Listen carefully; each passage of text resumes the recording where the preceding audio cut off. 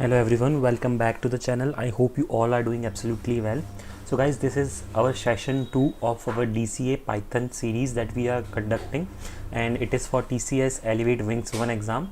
So I have already created a video which was a session 1, and in that we have seen the basics of Python. Just make sure, if you have not checked that video, make sure to check that, because you will get all the basic concepts of Python in that single video. Also, if you are not aware about the procedure of Elevate Wings 1, you can check this video, that is TCS Wings 1 Ninja to Digital Upgrade video. In this I have explained the complete roadmap for it, and also there is a playlist on my channel wherein I have explained different coding questions based on DCA. So let's start with our today's video, wherein we are going to see some of the multiple choice questions that you can expect in your Python DCA, that is your core programming tech. So let's start. So first question is, what is the maximum length of a Python identifier? So basically in Python, the maximum length is not fixed as per my knowledge. So let's check the answer. So the correct answer is no fixed length is specified by the default for a Python identifier. So next is the output kind of question. What will be the output for the following code? So this question you can solve if you have the knowledge of operator precedence. So like which operator should be like executed first, and which should be executed at a later point of time. So when we will solve this, how we will solve this? So we know that the parenthesis has the highest precedence. So first of all, what will be done? 6 plus 5, that is 11, and this 1 plus 1 will be 2. So 11 raised to the power of 2, which means that 11 square, which will be 121. So this complete will be equal to 121, and then we will have 2 raised to power 3, which is 8. So 8 plus 121, this total will give us 129. So the correct answer is 129. Let's move ahead. So you can see that in the explanation also they have given the above code will print 129 by following the BADMAS rule, or you can say that operator precedence rule. Next question is, what will be the data type of the var in the below code snippet? So you can see that here the var value is assigned 10. Then we have printed type of var, and then we have assigned a string variable to var, and then we have finally printed the type of var. So we are asked what is the answer or the output of this code. So basically initially we had the type of var as integer, so and afterwards we assigned it to string, so it can be the integer and string. So option number D will be the correct answer. Let's check it once. So correct answer is option number D. You can even check the explanation, that is initially the var stores 10, and so the type of int, and after that it stores hello, which is the type of string. Next is how is a code block indicated in Python? So we have already seen in the like basics video, which I have told you to watch this video. In this we have seen that the indentation is the thing that we need to take care of while we are dealing with Python. Now in Python we don't have any curly braces, so indentation will be the correct answer for this. So Python code block is indicated through the use of indentation. So indentation holds like major value in Python, because if your indentation is wrong, then you will get an error while running your code. Okay. Next is, what will be the output of the following code snippet? Again we have an code snippet. Let's check out what will be the output for it. So first of all, A is an array, or you can say list. Sorry, in Python we have lists 1, 2, 3, and now A is assigned a tuple, which means that this list is converted into a tuple. Now A is a tuple, okay, and it is mentioned that A of 0 equals 2, which means that we have the value of first index, which is at the 0 index, is changed to 2, and then it is asking us to print A. Now in this case, majority of the students, what they will do is they will give the output as 2, 2, 3, right? Because while mentioning tuple we make use of this parenthesis, right? But you also have to understand that in tuples we cannot update the values. Okay, so we cannot update the value of a tuple, so that is why this statement will give an error. Okay, let's check the correct answer for this. So the correct answer is error, because since we converted into a tuple and then we are trying to change its content, we will get an error, since the tuples are immutable. So tuples are always immutable. This thing you have to keep in mind. What will be the output for the following code snippet? Again we have this code, float type of 5 by 2. So what this will give and what 5 divide by 2 will give. So basically let's check the answer. The first will give float and the second will give integer. Let's understand the explanation.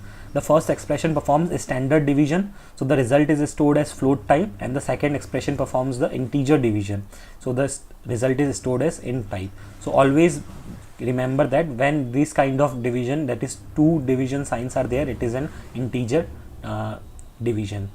Next is what will be the output of the following code snippet. Again, so we have this list A and some variable is assigned to 0 initially, and then we are running a for loop. We have seen the syntax in the previous video, like how to run a for loop. So for element in A, so it will take all the elements of A one by one, and what it is doing is it is adding the value of sum to element, which means that first of all what it will do is it will add 1 to 0, and then it will add 2 to 0 and 3 to 0. So which means that it will add all the elements which are in list. So once we will add it, we will get the answer as 5 plus 4 plus 3 plus 2 plus 1. So 5 plus 4 is 9, and 9 plus 3 12, 12 plus 2 14, and 1 15. So the correct answer should be 15, and like finally we are printing the sum, so the correct answer is 15. Next question is what will be the output of the following code snippet. Again, these kinds of code based questions you can ask like very frequently in Wings 1 exam. So let's check. So count is initially assigned to 0 and while loop is run. Initially the value of while loop is true. If count mod 3 equals 0, so initially our count value is 0, so this will be 2. So we have to print count value, and then we have to give a space, and if then we are checking if count is less than 15, then we have to break, which means that we do not have to come inside this, and then we will simply increment our count value. So in the next iteration our count value will be 1. So 1 mod 3 equals 0, so no, it is not. So in the next case we will come here and we will again increment our value of 1 to next, that is 2.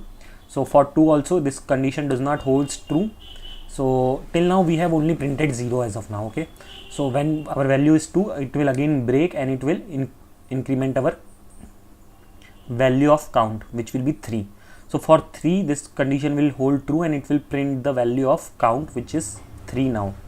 So and it will again go here and it will break and it will increment count. So it will do similarly. So first of all 0 will be there, 3, 6, 9, 12. Now when we have reached 15, it will check 15 mod 3 equals 0. Yes, so it will print count, which means that it will print 15.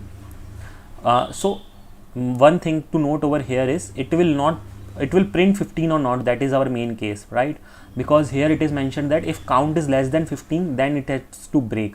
So according to me, it should never reach 15 because count value is less than greater than 15 it is checking. So let's check our answer whether it is true or not, because we are not very sure. So okay, so the correct answer for this is 0, 3, 6, 9, 12, 15. So the above code prints the multiples of 3 not greater than 15 and then breaks off. Okay, moving on to the next question. Which of the following concepts is not a part of Python? Pointers, loops, dynamic typing, and all of the above. So let's see the answer for this. So pointer is not a concept of Python. So pointer was available to us in the languages like C and C++. Moving ahead, what will be the output of the following code snippet? So we have this function over here and it is saying that return B if A equals to 0, else solve B mod A. Okay, and print solve 20 and 50. So we have this solve function called with the arguments 20 and 50. So initially we will have the value of A as 20 and B as 50, and it will return B if A equals to 0. So A is not equals to 0, then it will go into the else case, and what it will do is it will do B mod A, which means that 50 mod 20. Okay, so it will again call this function 50 mod 20 and it will give 50 here as the output.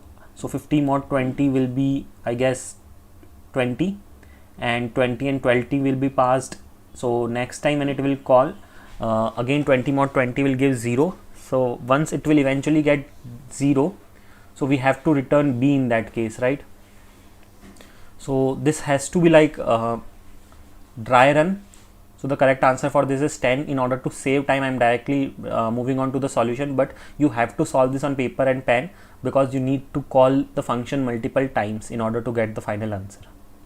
Moving on to the next question, what will be the output of the following code snippet?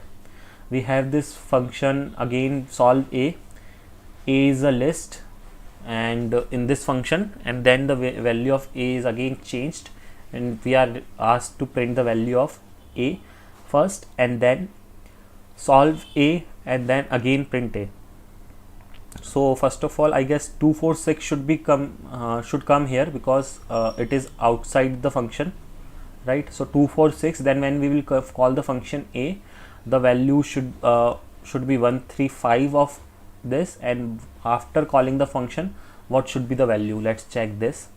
So you can see that in both the cases the value will remain 246 only. This is the consequence of pass by object reference in Python. Okay, so even though function was called, but once we come out this function and again when we are calling this print statement, it will only consider this value of a. Okay, so that is why it has given the same answer in both the cases. Moving on to the next question, what will be the output of the following code snippet? So again a function is given and we have global value equals local. Okay, and then the value of value is changed to global. This is a string value basically, and then this function is called. Okay, and then we are printing the value. So what should it print? So let's check whether it should print global or local, or it should give some error. So it should print local. Okay, so we set the value as global. To change its value from inside the function, we use the global keyword along with value to change. Okay, so you might have observed that in the previous question our value was 246 only, right? But in this case we are taking this value, that is local value. Why? Because here we have set the value as local. This value variable is set to as global. That is why it is the value is set as local. They have given such names that is you will get confused while solving. So these kinds of questions are very regular in this kinds of multiple choice questions. Let's move ahead and let's see the next question. Which of the following statements are used in exceptional handling in Python? So we use try, except, finally, all of these statements in the exception handling in Python. What will be the output of the following code snippet? Again, so let's see the direct answer. So what they are asking to do is, first of all, they are printing the value of a and b, which will be 3 and 1 like this from here, right? Next, what they are doing is they are assigning or changing the values, and then again they are asking. So basically the value is basically swapped kind of thing. A is given the value of b and b is given the value of a.